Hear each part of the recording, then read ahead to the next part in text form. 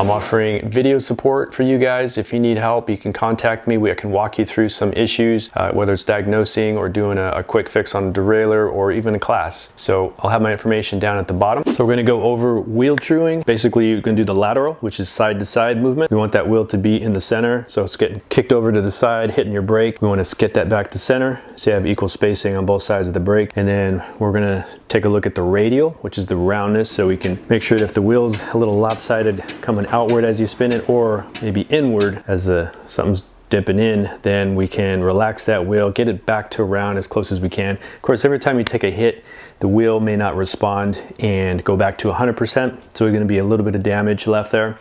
But for the most part, we can get the strength back, the straightness back, enough to get some more mileage out of the wheel. And once we do lateral radial, then we're gonna take a look at the dish, which is your hub. Got the end of the hub here, got the center of your rim. Now, if that hub is off to one side, then the rim is not centered, which means it's not very stable. It's like kind of sitting over on one leg, and someone pushes you over, you're gonna fall over. So we wanna be nice and stable, two legs on the ground. So rim is gonna be in the center of that hub, and that's what our dishing tool is gonna do.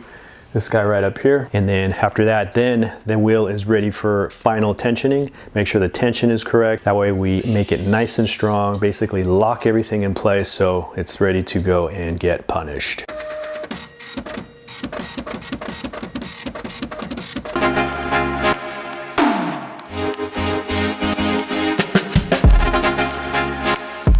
So one of the first things you want to do is make sure that your hub's adjusted. So the axle going through your hub could be a little loose. So when you go to move your rim, you're going to have some play right inside here. Actually here and here. Grab the wheel here. I'm just using two little fingertips real gently, moving it side to side. And I'm doing this very gently, like if you were to grab the wings of a fly or a bee and trying to move them without ripping them off. So you can be very gentle. That means you're going to have more sensitivity to what's going on here. So there's a slight knock, which is probably okay, which is probably needed. So when you go to close your skewer on your bike, it's actually going to get rid of that little bit of play, and that way it doesn't put too much pressure on the bearings. So a slight knock or movement is okay. It's probably going to be much less than 0.5 millimeter. If you don't feel anything, go ahead and roll it about a quarter turn, feel again, quarter turn, feel again. And anything more than I don't know, a big movement, it's hard to explain. Any large movement, you want to go ahead and make your adjustment, because otherwise it's going to translate into, when we go to look down here at our calipers, the wheel's going to be moving or jiggling around, not giving us accurate reading. So if you notice, one of the caliper arms is a little closer. I believe this side's closer, this side's a little further. This particular tuning stand, the Park Tool TS 2.3 or 2.2 as well, we can move this whole caliper arm over to one side or the other, so we can calibrate it. Right now it's probably a little off, or the dish is off. And if this was accurate, then maybe it would give us a correct reading for our dish. So like I said, either the dish is off or a calibration for this tuning stand's off. But I'm not going to worry about that right now. We can pull these apart separately. We can focus on one side at a time. It's spring loaded. So what we're going to do is give this wheel a good spin. Good strong spin, not slow and weak, because it's fast. The faster you go, easier it is going to be to see where the problems are. Then we're going to start to creep in, get closer and closer to that rim until we develop a small, short scrape. Oh. So a little too long, so I'm going to open up a little bit, come back in, and use a very small increments. You could use any truing stand. Prefer the Park Tool, the professional style. It's just it's super solid, doesn't mess around, stays accurate for a very long time. Lots of bells and whistles to help you get good quick work. There we go. So you can see just by looking at it, it's already catching your eye, letting you know that it's not true. And you can start with either side, left side or right side. And usually I'll start with whatever side jumps out at me. So right now we have the right side that's jumping out at me. Saying it's the right side because I'm facing it, not pertaining to the actual hub, whether it's the drive side or non-drive side. So we developed that small short scrape. Then we're going to slow the wheel down. Usually you can do this with or without a tire. And you can use the sidewall or the sidewall of the rim or the tire to slow it down. Pinch two sides here. So once we identify the scrape, now you're going to find the center of the scrape. You're going to see where it starts. Here's where you can go a little slow. And it helps if everything's quiet around you. So I'm getting a small scrape right there. You can put a finger there, follow it up and around. Be very gentle though. Putting pressure on this wheel could actually force it that direction, which is going to make it rub more or rub less depending on what you're doing. So again, we're touching this rim with super light feather touches. Scrape starting right about here where my finger is, right in front of that spoke there. Going to continue to rotate very gently. I'm not going to put pressure left or right. And it seems to end right about here. So I'm going to put my finger on this spoke here. So I got 1, 2, 3 spokes, 1, 2, 3. So that's my holder right there, that's my gauge. So you can keep that the whole time. I'm going to be working left-handed though, so I'm going to use my other hand to come around. Finger here, and then we're going to find the center basically, which is that spoke here. All right, so starting right about there. So I'm going to put a piece of tape on this spoke here. I'm going to put this up high because I need room for my tool. Then we're going to keep moving, scrape, and it stops right about here. So I'm going to go ahead, and it's stopping in the middle between these two spokes, but I'm going to put it on this spoke right there. Put that up high. So we got 1, 2, 3. Start, or stop and end. This is the middle of the scrape right here. Scrape is over on this right side. And if I look at this spoke near it, this spoke is on the same side, which is over on the right side of the hub. So to make this a little more clear, I'm going to go ahead and flip the wheel over just for learning purposes, but you can continue this way, but just so there's no confusion, I'm going to get the hub over on the right side, which we're used to when we sit on the bike. We have the hub, or the cassette is on the right side, which is the drive side. So I'll just flip this over just to minimize any confusion. So now we got the hub, free hub on this side, drive side, which is our right side, typically if we're sitting on the bike. And now I'm going to give this a spin again. So now we just flipped the rub over to the other side. So this caliper on this left side is a little further over. So now I got to readjust, which is no big deal. We still have our spokes marked over here, 1, 2, 3. So never fear, the caliper will always find the error of the wheel. So we'll get it back. So good spin again. Slowly bring this caliper in. And on this tool right here, we're going to use this lever right here. As I unloose and go counterclockwise, it's actually going to allow these calipers to go inward and find that scrape, because that scrape is kicking out.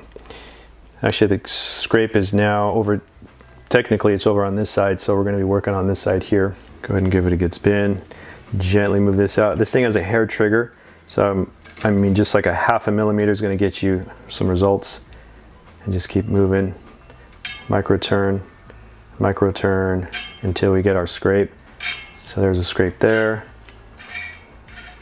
And took us right back where we are. 1, 2, 3. So that's the middle right there. So scrape is now on the left side. Scrape here. Can't see it, but on the other side of the caliper, there's a nice big gap.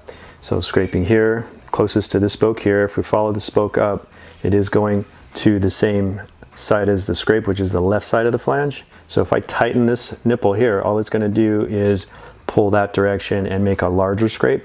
We want to look at the other spokes. So if we go to the 2 outside ones, so every other spoke is alternating. This is on the left side, right side, left side, right side. So we're going to end up addressing these 2 here, which are going over to the right side of the flange, right over here. This is our drive side. So we're going to be tightening these 2 here, and we're going to be releasing tension in the middle. So we're going to keep a balance. That's going to keep spoke tension more or less accurate, not winding up a couple spokes and getting them really high tension, getting a really off balance wheel, cause trouble in the future. So tightening these 2, loosening the middle. All right, so here's where things can get a little tricky. So here's our spoke here. There's a nipple, we got a spoke. The other side is our bend, or it could be a straight pull, could be no bend here. This is a J bend. But this nipple here, it basically screws on in regular direction, so righty-tighty. So if I'm going to unscrew this right now, I'm going to go counterclockwise, lefty-loosey, and this spoke, or this nipple, will come right off. Boom. Now I'm going to go back and tighten. I'm going to go clockwise, righty-tighty, and that's tightening. Now, when we're looking at this nipple on the wheel, it's actually in this direction. So the mushroom end, which is this lower end, is sitting right inside of your rim. Basically gets caught right inside the rim with this mushroom end. And then this other end, the other side, has squares, 4 sides. Depending on, most nipples are like this. You might have some specialty nipples that have different shapes, but usually it's a square. That's where you're putting your tool. So now I go to put my tool on here, sitting on the rim, and we'll transfer over to this guy. So tool's sitting right up here. Boom. So when I go to tighten clockwise, I'm turning in this direction, which means my tool is going to be turning in the same direction. So whenever you get confused, just pretend you have maybe a screwdriver down here at the bottom. That means my tool is going to be turning this way. It'll be going in this direction, just like that. That's tightening. Now if I want to loosen, I'm going to go that direction and go this way here. So from the back side, everything looks the same. It's clockwise, counterclockwise.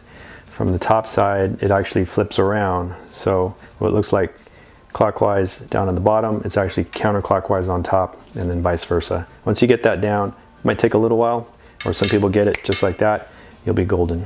So also the other thing, the bottom of this nipple has a flat slot, so you can put a flathead screwdriver there. So when you're first building the wheel, you can come in and assist with the flathead screwdriver. So again, when in doubt, if you get confused, you can sit here next to your tuning stand. You can pretend you have the screwdriver coming in the backside.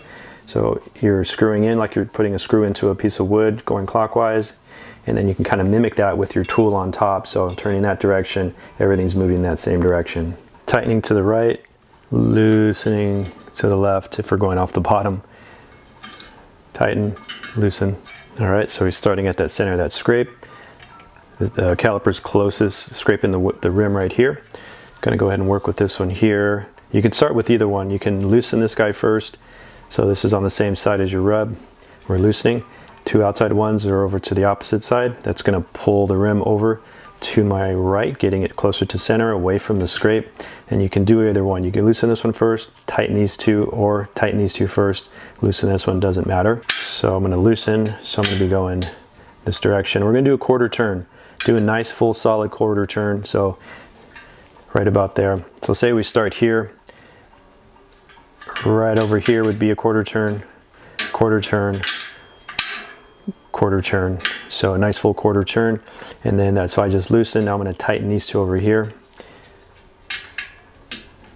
So we're not always going to be in line with the rim to help us guide what a quarter turn is, so you just have to eyeball it, do your best, and try and be as consistent as possible. So quarter turn there of tightening, quarter turn there of tightening, and then now I can just gently move this wheel without pushing it left or right, and now my scrape is gone. So be very careful not to touch your adjusting knob, because if you bump it with your chest, you could throw the caliper off. So when you go to recheck this, you may or may not have a scrape, but you don't know if you did a right job or not. So you could even give it a good spin. Scrape is gone. You may still see some movement of a bent wheel in the same spot. That's okay, because we're doing small incremental adjustments. We don't want to over adjust something. So we're slowly going to get rid of that bump, bringing it back to the center. So one of the reasons why we do a quarter turn is going to be the minimum or maximum that we're going to turn this nipple typically. And the reason we go a quarter turn rather than less than a quarter turn, if we do anything less, there's a good possibility that there's something similar to thread locker or spoke prep that's on the threads of the nipple. So it basically dries almost like a glue. It still allows us to turn the nipple, but not very easily. So there's a little resistance there, and that's mainly due to its purpose is to keep that nipple in place. So when you're riding and there's a ton of vibration, this nipple is not slowly loosening up and losing tension on the wheel and going out of true.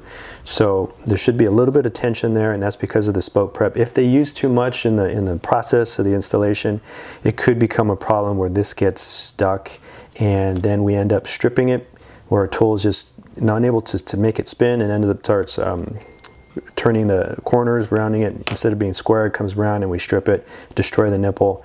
That's where the different materials of the nipple come in. We got brass and aluminum. This is brass. Brass comes in silver or chrome and black, so two colors. And then aluminum come in multiple colors. It's a softer material, so it doesn't last as long, and it has an easier time of stripping or getting crushed if we have issues like that. So going back to that important point, when we go to turn this a quarter turn, a lot of times the spoke itself wants to turn with the nipple. So then you have the whole length of that spoke getting twisted, and then it stays under tension, so it's giving you a false sense that we actually made an adjustment. Over time it might start to go back into its place, which meaning you did not do any adjustment at all. So when we think we're tightening, the spoke is hanging on. It's like someone twisting your arm. As soon as they let go, your arm's going to straighten back out. So if we can get past, at least break the tension. Sometimes you hear a snap or a ting or something like that. We're just breaking the glue or the spoke prep there a little bit, which is totally normal, which is what needs to happen. Sometimes the spoke prep is holding this nipple pretty solid to this here, and we have to turn it, maybe turn this spoke wrench a quarter turn or a half turn or more just for it to break loose. And that's when it becomes a little more difficult, because then you're unsure of how much did you tighten before this broke loose. So I ran into a wheel like that today, so it made probably a 5 or 10 minute job into a 35-minute job. So that's pretty important there. Those are the small things that you probably don't hear about that could screw up your time.